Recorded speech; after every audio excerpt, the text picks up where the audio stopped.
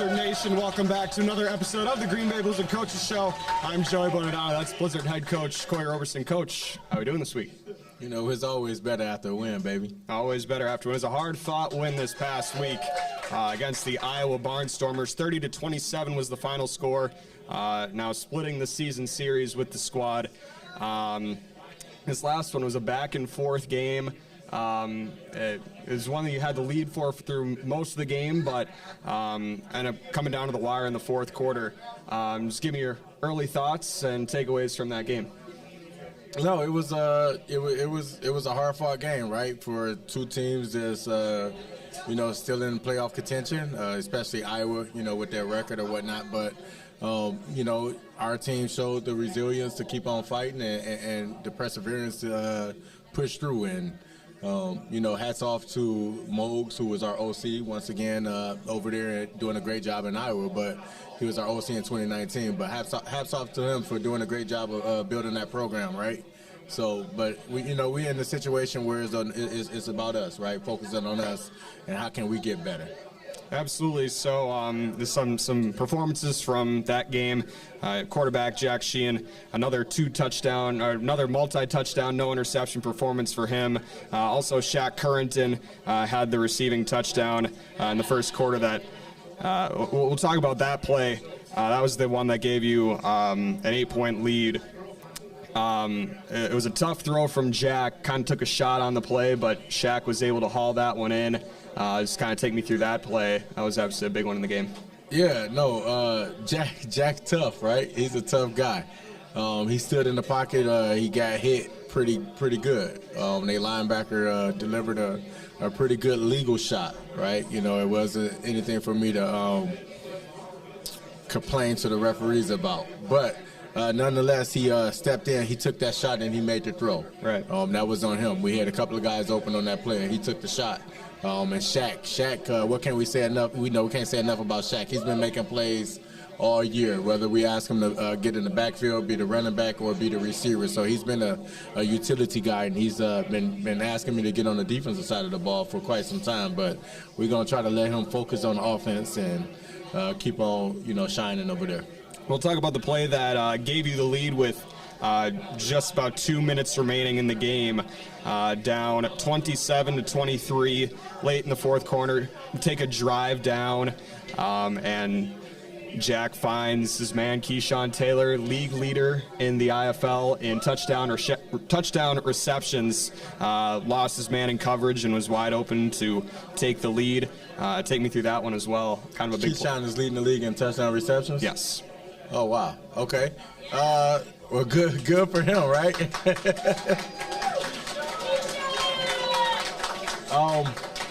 Keyshawn has been a staple for us for the past 3 seasons, right? He came in as a rookie in 2019, and he's been producing and getting better each year.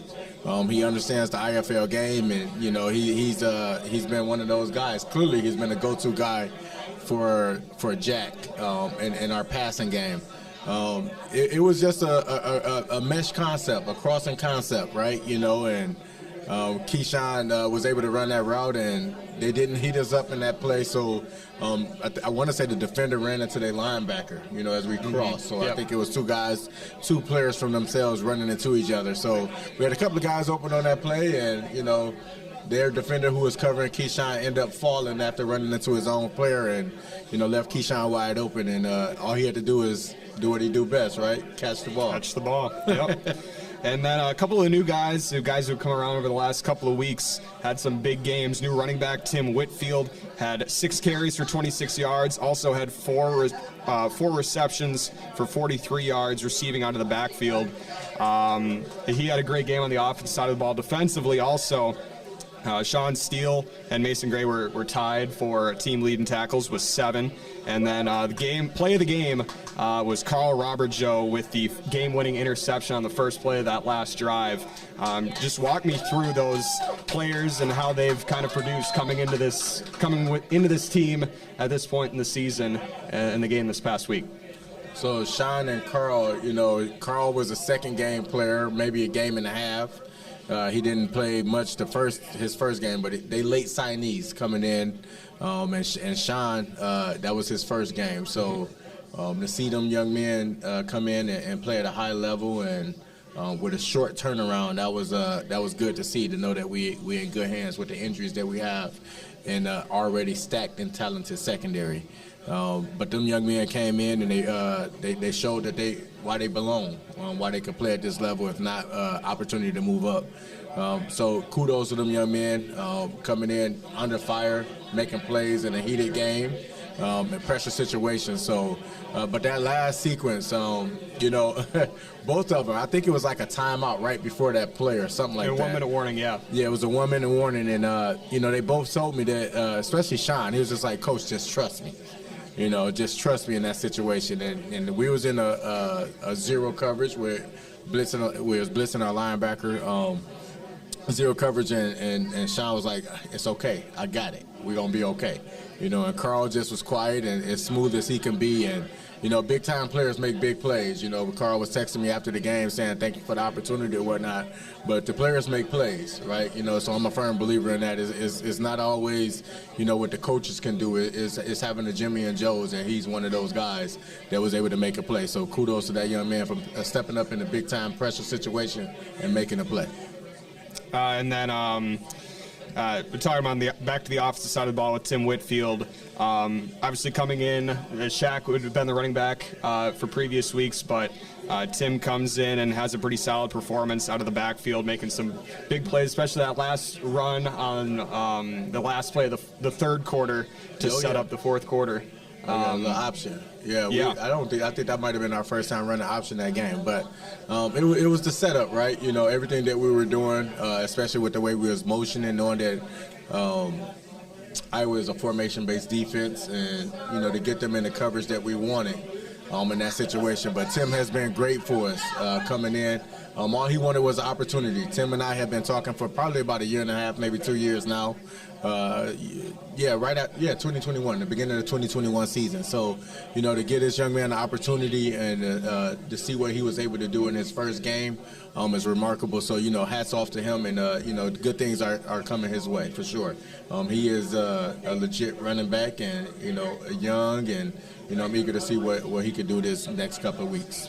Absolutely. And then our player of the game this week for the brand, kickers have feelings too. Nick Jaworski. Kickers got feelings 3 for 4 on field goals, made from 42, 36, 26, missed from 45, but just missed it. And also 4 for 4 on PAT. So Nick, we'll have you come on, step on in here. First for you, Coach. Nick came in as your kicker this year, the first time in the indoor game. How do you think he's acclimated to kicking in the indoor game?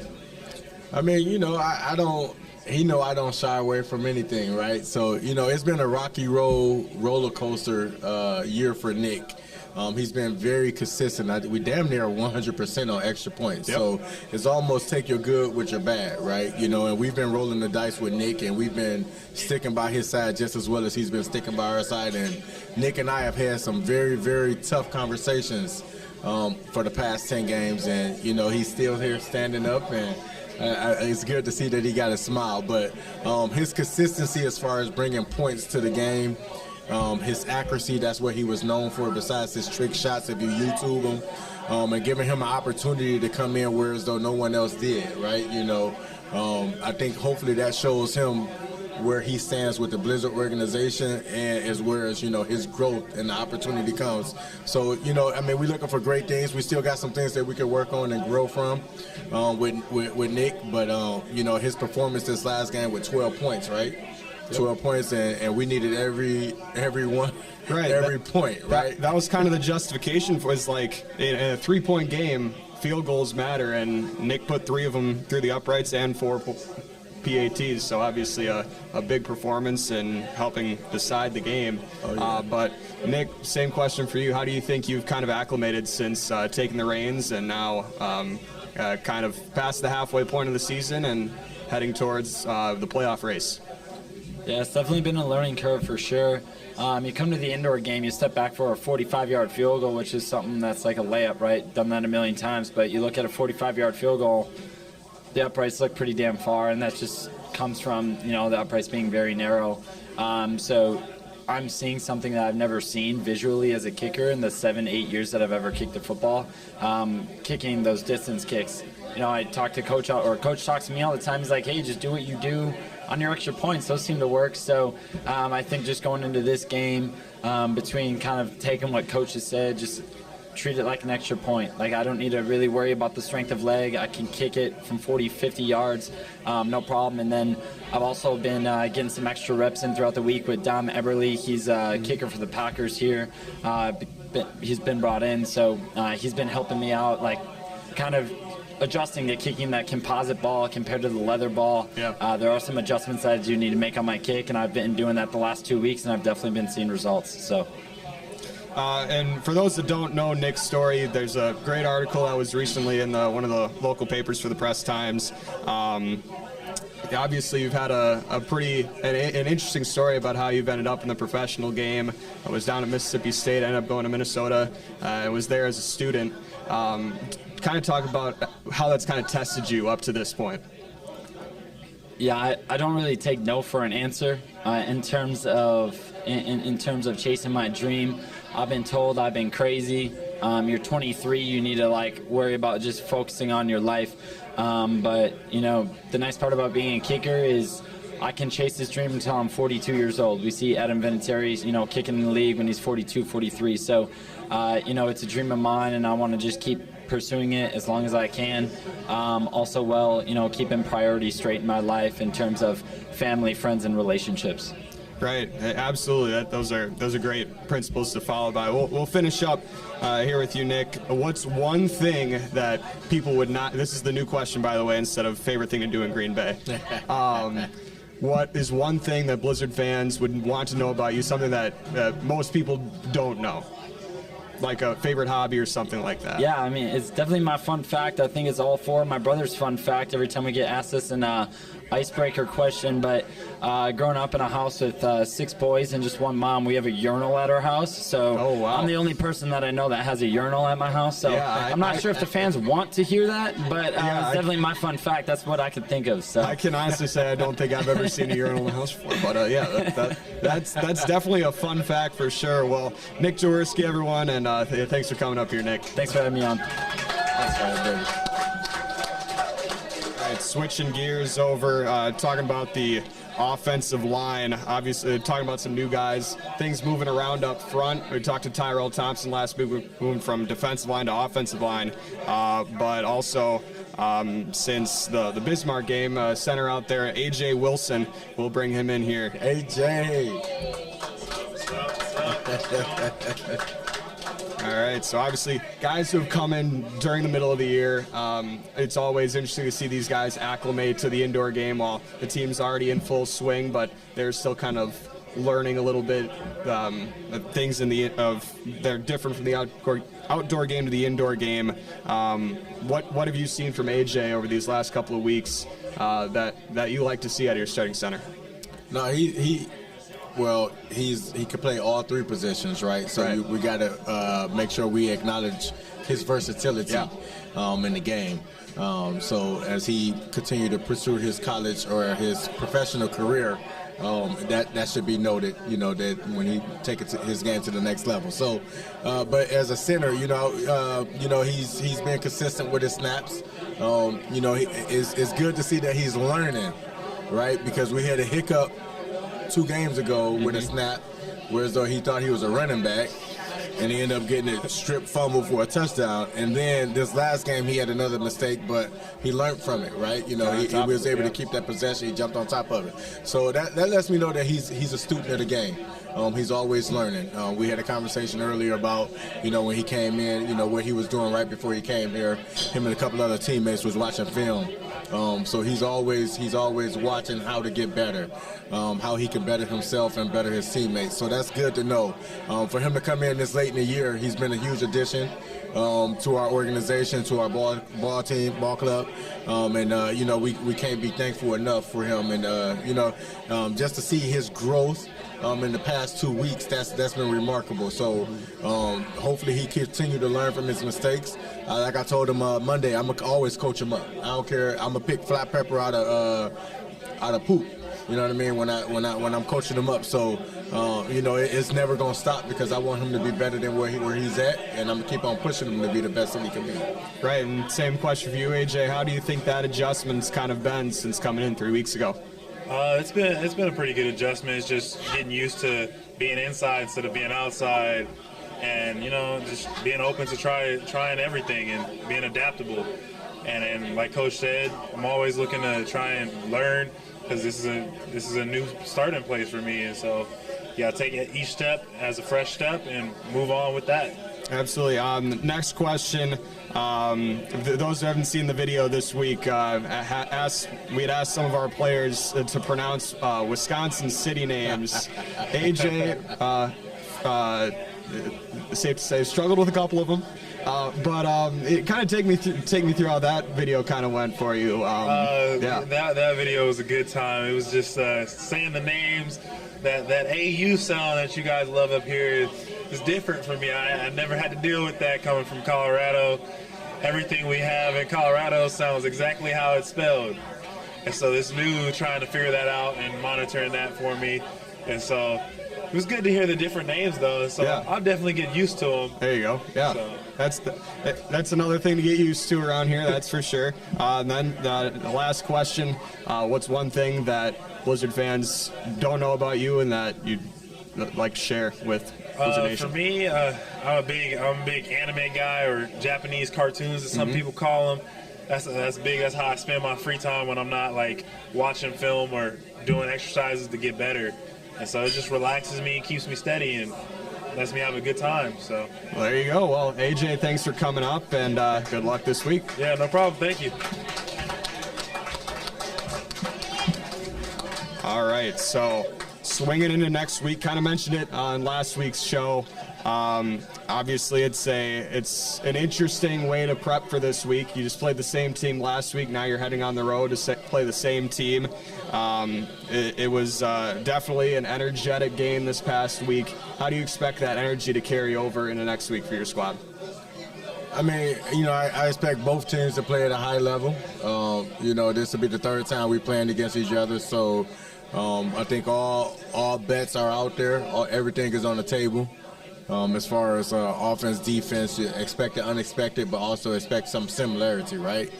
Some of the same things that went on. So, but as far as you know, the game itself, you know, we, like I said before, we focus on us. You know, what can we do? What can we do to get better? Capitalizing on the mistakes that we made and not letting the other team capitalize on them. So that's where our focus is how can we be a better Green Bay Blizzard team this Friday. Absolutely. And then also important in terms of playoff race, obviously at this point in the season, every win matters. And this one would be the rubber match in the series, and which would give you the head-to-head tiebreaker over Iowa. How much does that play in, or is it just, you know, the one game at a time approach? I leave all that stuff up to the fans. There's always that one game approach for me. You know, we try to go 1-0 each week. So, you know, nothing else really matters. This is the only game that matters to us, right? How can we get better each day leading up until Friday? Absolutely. And then our final human interest question this week: what is your favorite sports movie? Sports movie? Yeah. Oh, crap. It is not Caddyshack. But that is a funny movie. I grew up watching that. A lot of these youngins don't know nothing about Caddyshack. That was a funny. I think it was maybe about a couple months ago, and someone asked me if I had seen Caddyshack yet, and I hadn't. And they kind of looked at me. I mean, yeah, I'm 18 years old, and I haven't seen Caddyshack yet. I did see it on Netflix recently, but you getting ready to go to college? You should watch the movie Son-in-Law. Okay. That's a Pauly Shore movie, and that's old school, but it'll take you through the emotional what you're getting ready to go through for the next couple of weeks.